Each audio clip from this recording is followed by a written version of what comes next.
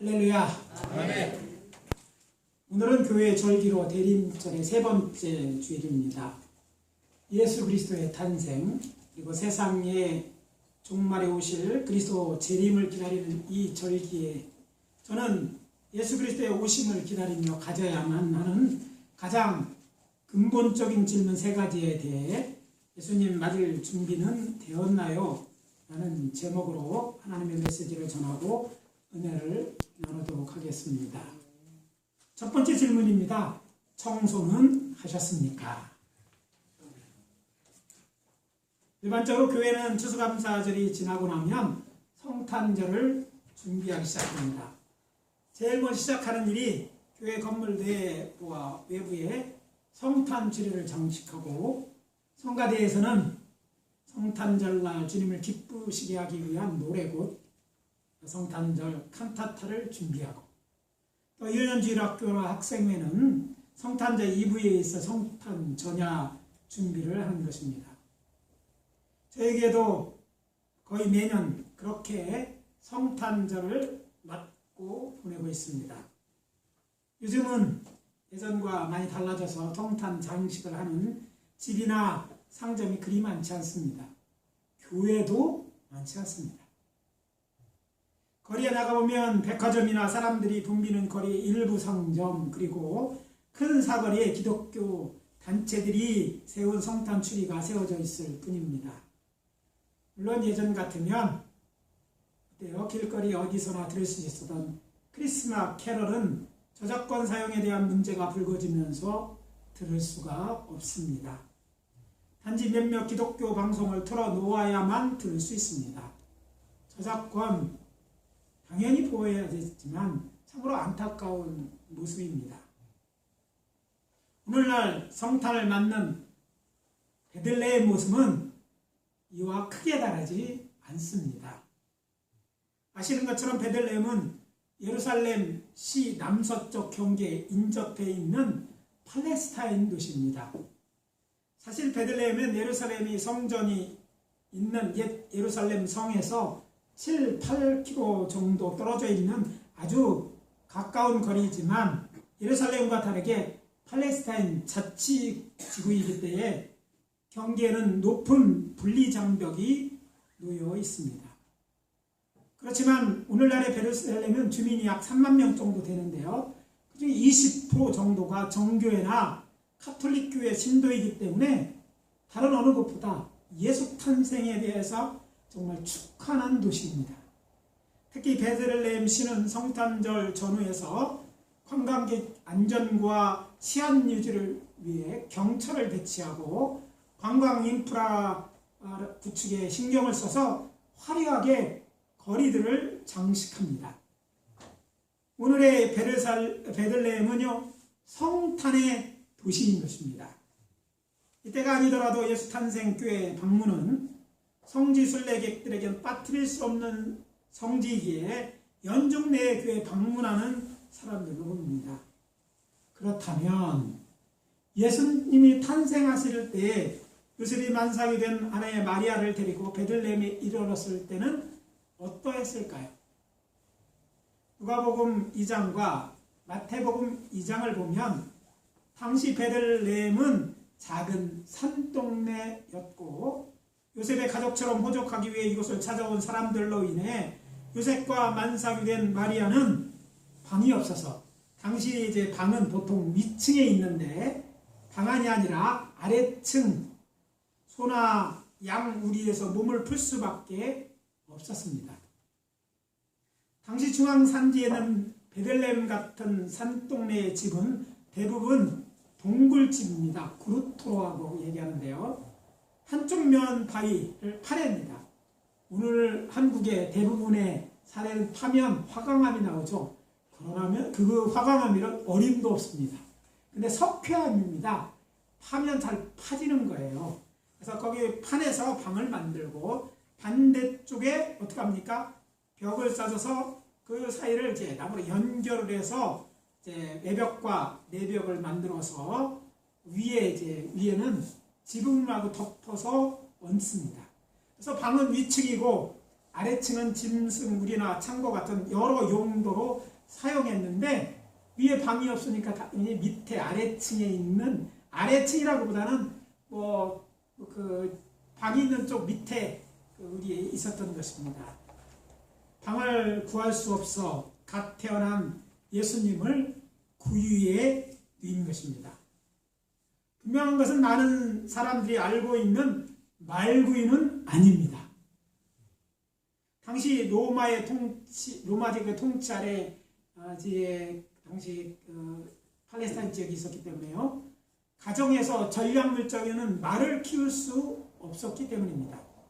당시 전통과 문화를 고려했을 때 저는 세미나할 때 소구유였을 것이다 이렇게 말합니다. 왜냐하면 양은 구유에서 풀 져서 먹이는 게 아니에요. 그러니까 당연히 구유, 베들레헴은 앞에 밭이 있어서 농사 짓는 사람들이 있었거든요. 목동이나 농사 짓는 사람. 그렇기 때문에 있었다면 소구유였을 것이라고 추정하는 것입니다.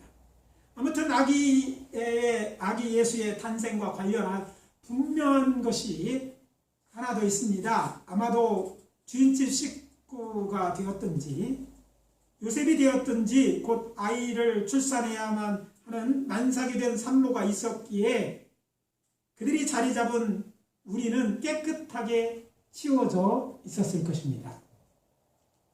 상식적으로 그렇게 추정하는 것이 아니라 유대인들은 율법에 따라 거룩하게 살아가는 사람들이었기 때문입니다.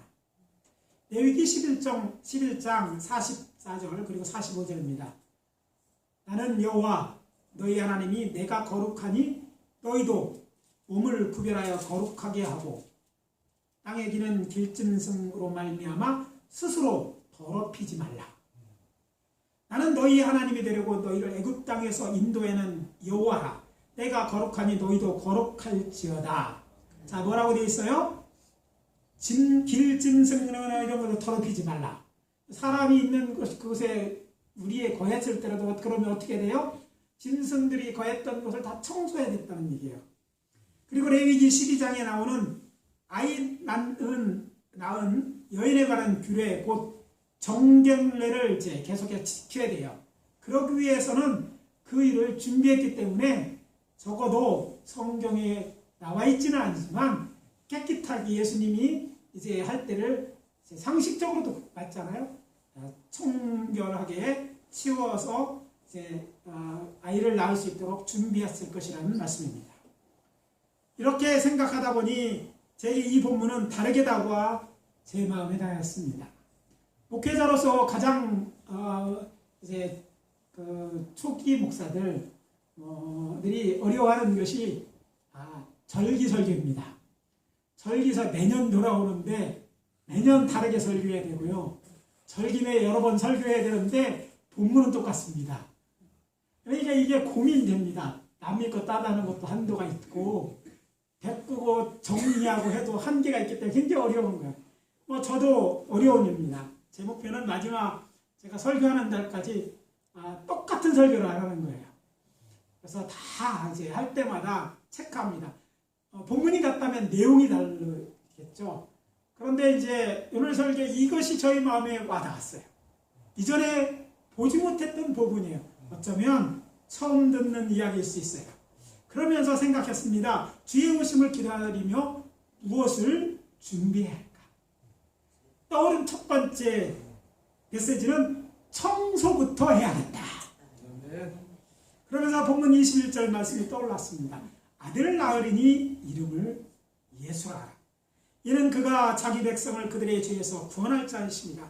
이 모든 일이 된 것은 주께서 선지자로 하신 말씀을 이루려 하시니. 이 말씀은 주의 사자가 마리아와 약혼한 요셉에게 나타나 마리아는 성령으로 인쳐된 것이라고 말하면서 그가 낳게 될 아들 곧 예수에 대한 예언의 말씀을 해준 것입니다. 본문에서 예수님을 이렇게 소개합니다.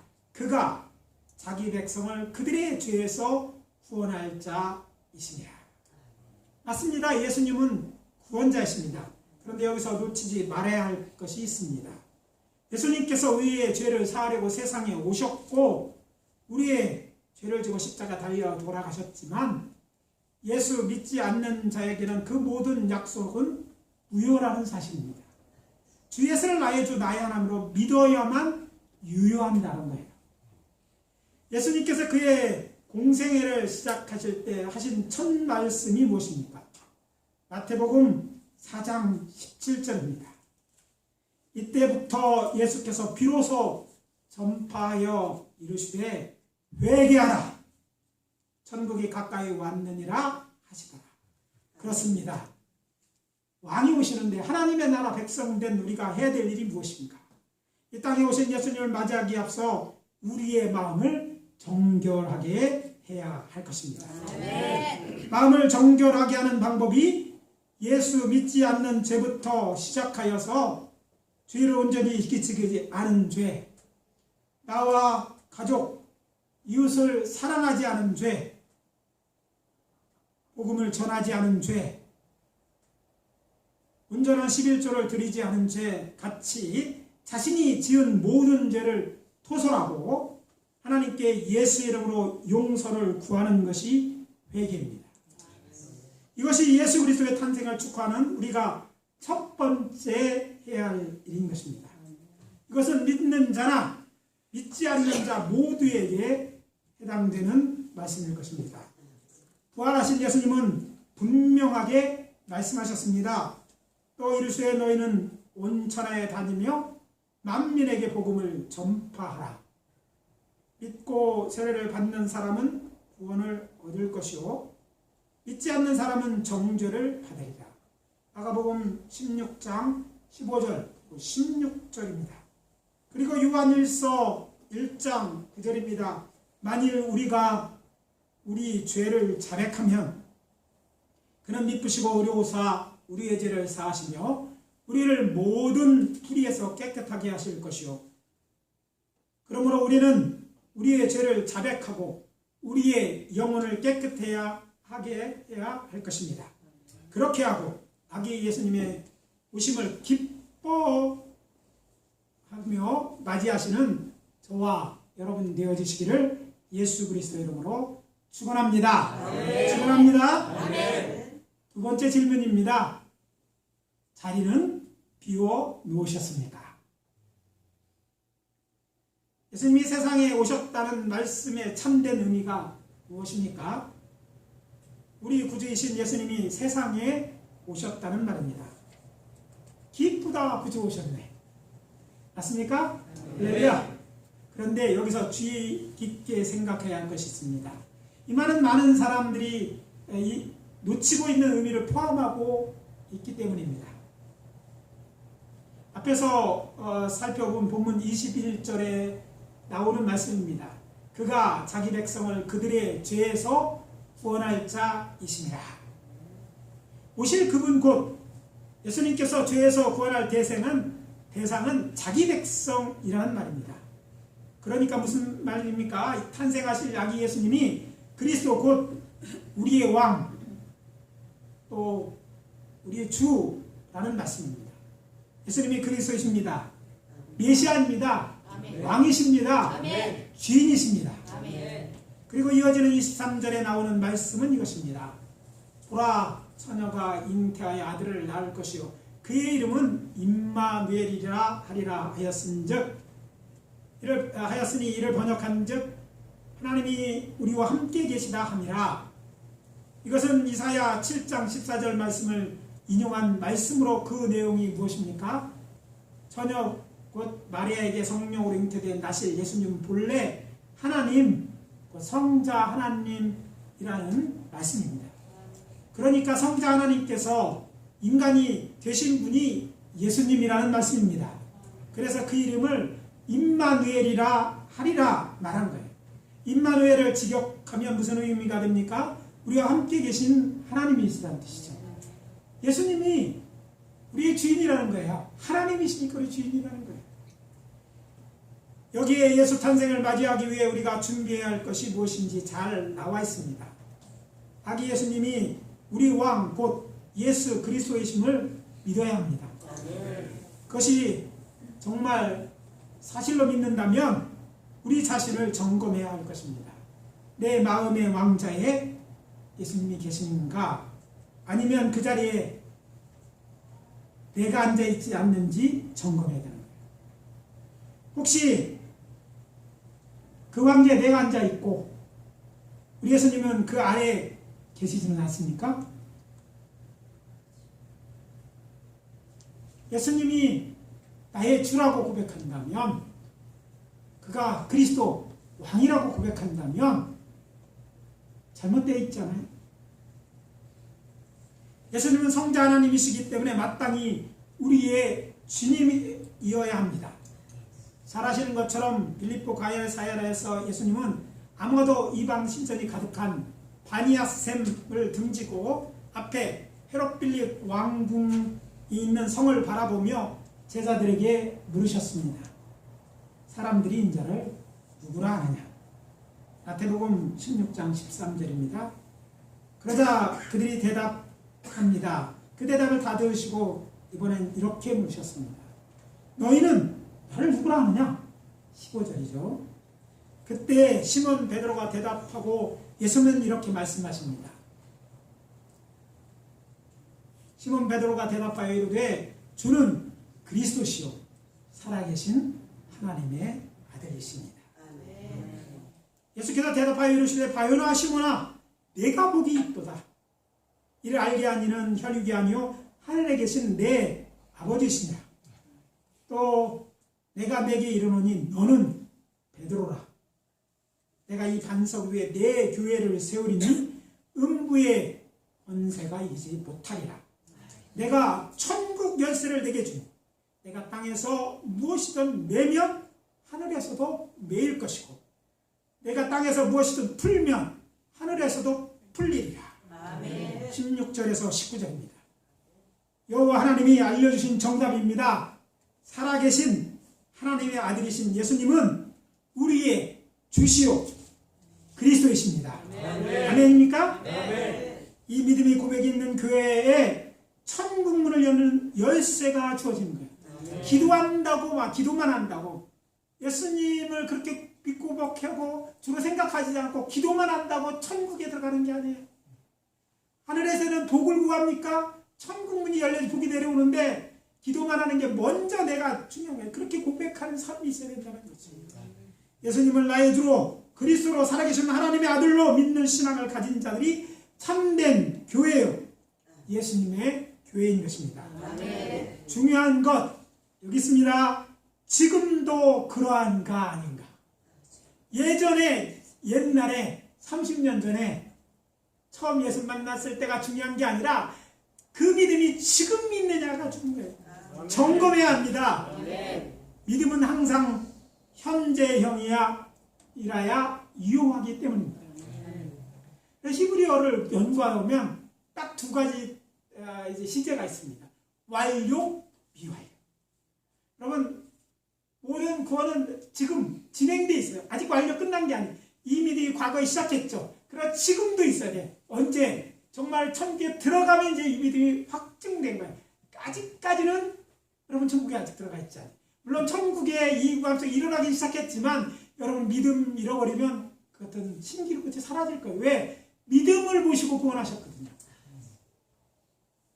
지금 나의 주인이 예수 그리스도가 아니라면 그게 나라면 마음의 왕자에서 속히 내려오십시오.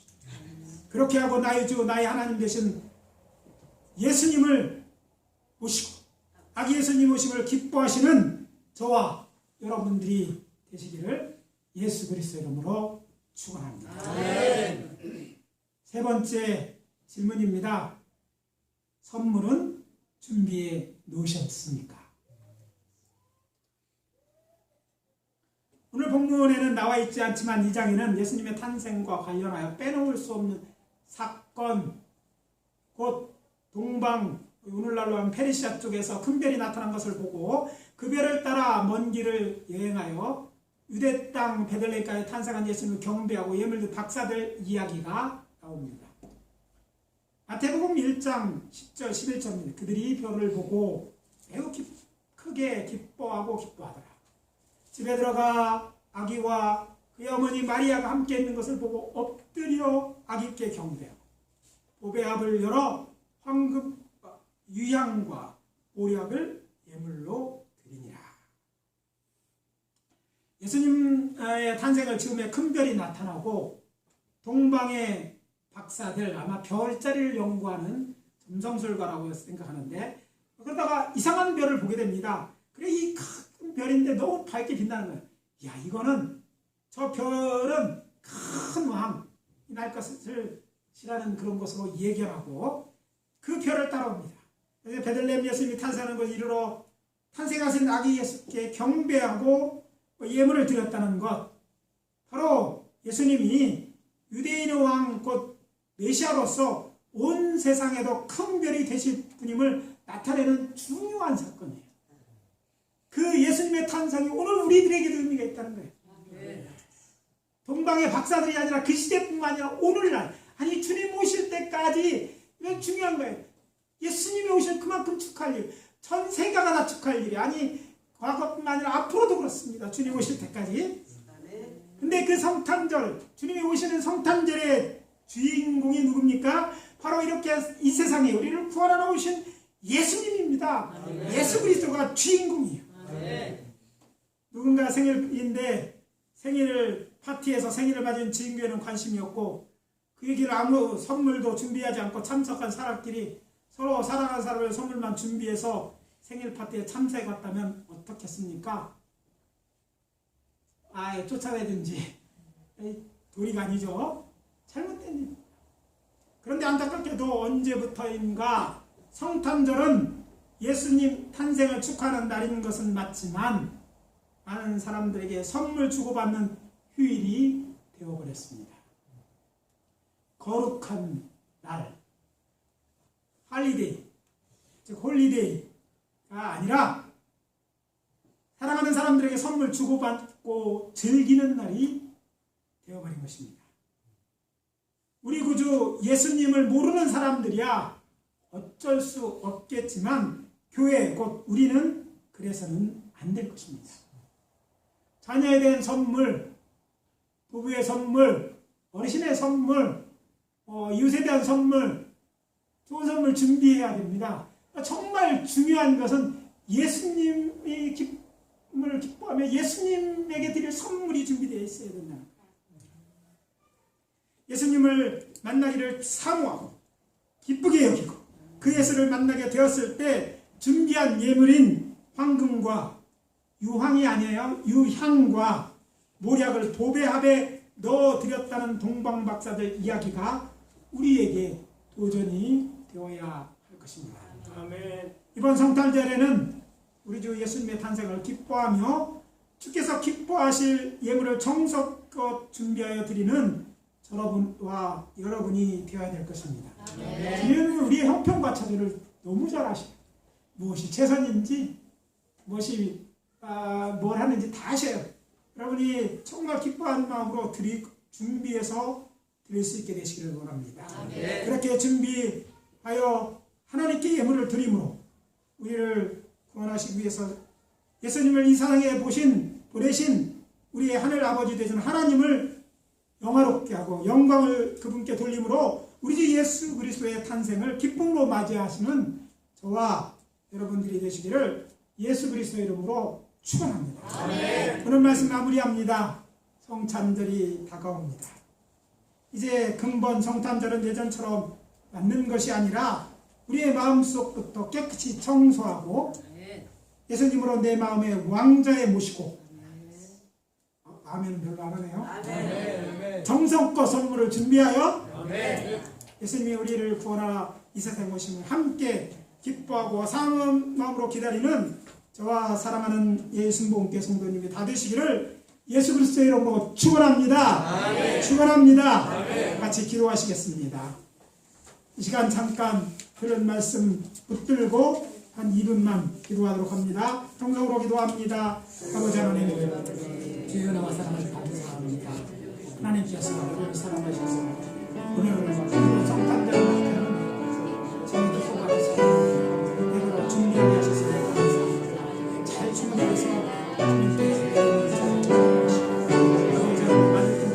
잘하는 자를 주시옵소서. 기억하고 도전받은